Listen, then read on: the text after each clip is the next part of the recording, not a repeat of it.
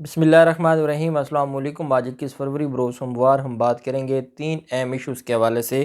وزیر اعظم عمران خان کے خلاف نجم سیٹھی نے کچھ ایسی باتیں کی تھی غیر اخلاقی، اور جس کے اوپر ہرجانے کا دعویٰ فائل کیا گیا تھا، اور اس میں بڑی اہم سماعت ہوئی ہے اور اہم پیش رفت ہوئی ہے، اور جرمانہ عائد کر دیا ہے عدالت نے نجم سیٹھی پر۔ اور یہ لوگ ہیں جو فیک نیوز کے خلاف باتیں کرتے ہیں، لیکن حقیقت یہ ہے کہ جب ان کے خلاف کارروائی کی جاتی ہے تو یہ ہمیشہ جھوٹے ثابت ہوتے ہیں۔ اس کی تفصیلات میں آپ کے ساتھ شیئر کروں گا، اور جو درخواست مسترد کی گئی ہے نجم سیٹھی کی وہ میں آپ کے ساتھ شیئر کروں گا۔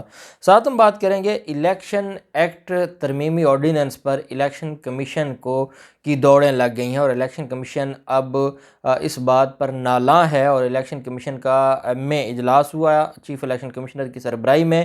پھر جو لیگل ٹیم ہے، قانونی ٹیم الیکشن کمیشن کی لیگل ونگ، اس کو بھیجا گیا اٹارنی جنرل صاحب کے پاس یہ رائے لینے کے لیے کہ یہ آئین کے خلاف ورزی ہے جو یہ ترمیمی آرڈیننس لایا گیا ہے ضابطہ اخلاق کے حوالے سے۔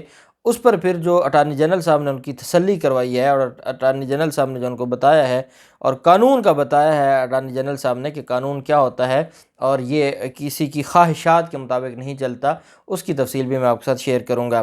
پہلے ہم بات کر لیتے ہیں، ایک معاملہ تھا لاہور میں نے آپ کے ساتھ ذکر کیا تھا کہ لاہور کی جو مختلف بڑے روڈز ہیں، بڑی سڑکیں ہیں، وہاں پر غیر قانونی کمرشل ایکٹیویٹیز ہو رہی ہیں، اور ایل ڈی اے نہ ان کو اور وہ ایل ڈی اے کے ریکارڈ کے مطابق جو نان کمرشل جو پلیسز ہیں یا سڑکیں یا روڈز ہیں، اور ایل ڈی اے کے لوگ کیا کرتے ہیں کہ وہاں پر کمرشل ایکٹیویٹیز غیر قانونی طور پر ہو رہی ہیں، اور یہ جاتے ہیں وہاں سے جا کے اپنی رشوت لیتے ہیں اور اپنے معاملات ٹھیک رکھتے ہیں، لیکن ریاست کو کچھ نہیں آتا۔ اس کے اوپر جو معاملہ اٹھایا ڈاکٹر محمود صاحب ہیں، انہوں نے بھی اس کے اوپر بڑی کوشش کی، اور وہ بھی سارے معاملے کو دیکھ رہے تھے، سینئر اینکر ہیں۔ میں بھی اس معاملے کو دیکھ رہا تھا، اور نفیس گوہر صاحب جو کہ اینٹی کرپشن کے ڈی جی ہیں، ان سے بھی گزارش کی تھی کہ یہ جو چیزیں ہیں کہ ریاست کو کچھ نہیں آتا، اور یہ جو مافیاز ہیں ہمارے، یہ سارا کچھ ہڑپ کر جاتے ہیں۔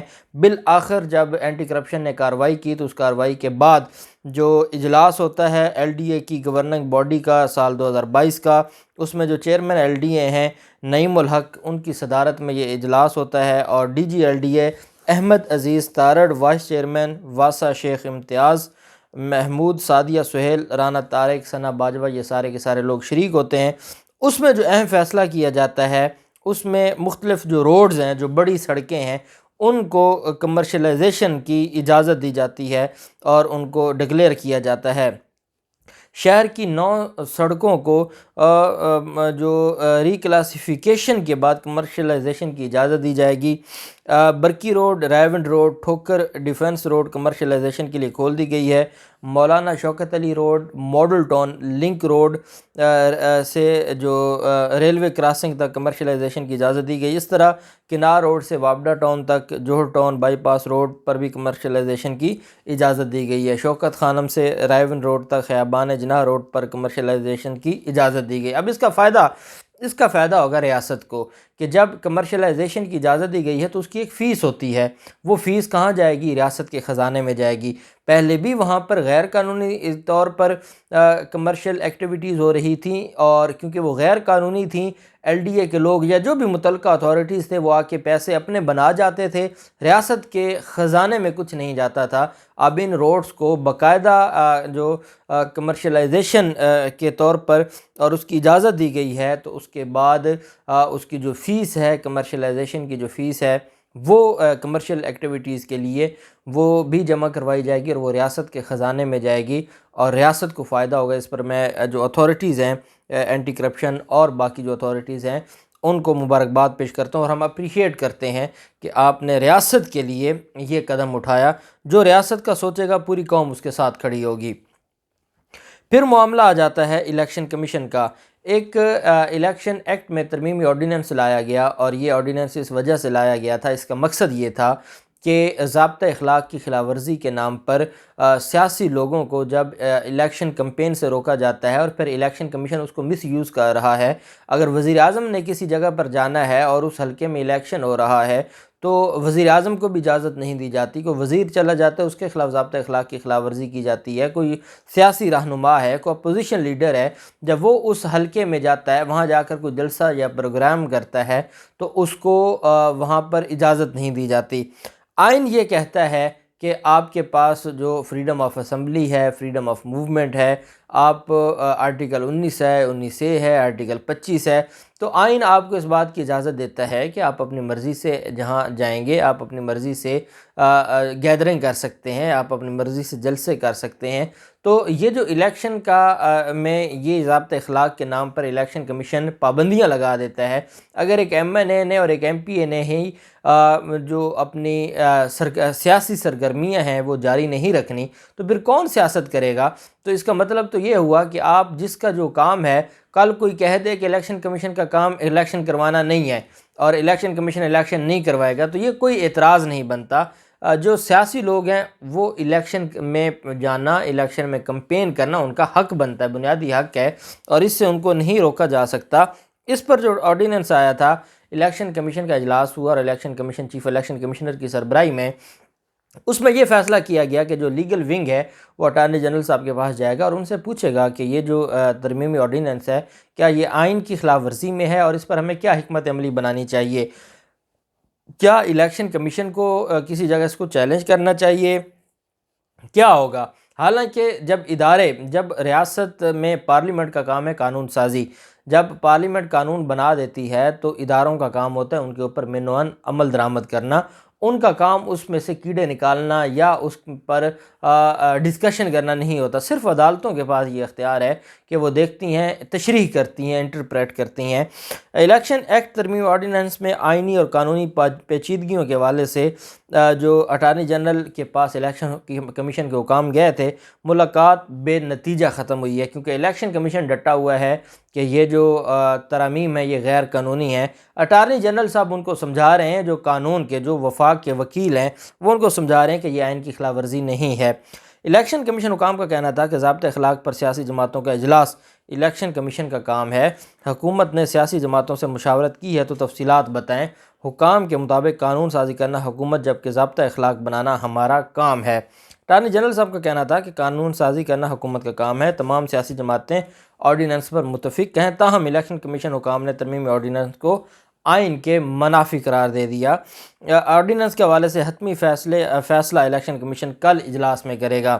20 فروری کو وفاقی کابینہ کی منظوری سے جاری ہونے والے نئے صدارتی آرڈیننس کے مطابق اب وفاقی وزراء اور ارکان پارلیمان بھی انتخابی مہم میں حصہ لیں گے. یہ جو ترمیم آئی تھی اور اس ترمیم پر اعتراض کیا ہے الیکشن کمیشن نے. الیکشن کمیشن کا وفد اور الیکشن کمیشن حکام گئے تھے اٹارنی جنرل صاحب کے پاس قانون پوچھنے کے لیے.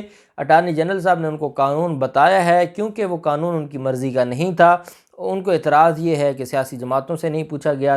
اب یہ الیکشن کمیشن کا تو کام نہیں ہے کہ وہ یہ کہے کہ کیا سیاسی جماعتوں کی مشاورت سے کوئی قانون آیا ہے یا نہیں آیا, آرڈیننس ہے یا جب کوئی چیز ایکٹ آف پارلیمنٹ بنتی ہے یا جو پارلیمنٹ سے کوئی قانون آتا ہے, یہ ان کے پاس اختیار ہے. لیکن اس پر اعتراض اٹھانا اور اس کو غیر آئینی قرار دینا, یہ الیکشن کمیشن کے پاس اختیار نہیں ہے, یہ صرف عدالتوں کے پاس ہے. اور مجھے یہ لگتا ہے کہ یہ ایک بڑا بلنڈر ہوگا اگر الیکشن کمیشن اس آرڈیننس کو لے کر عدالت جائے گی اور حکومت کے خلاف کوئی درخواست دے گی. دیکھتے ہیں کہ کل کے اجلاس میں کیا فیصلہ ہوتا ہے.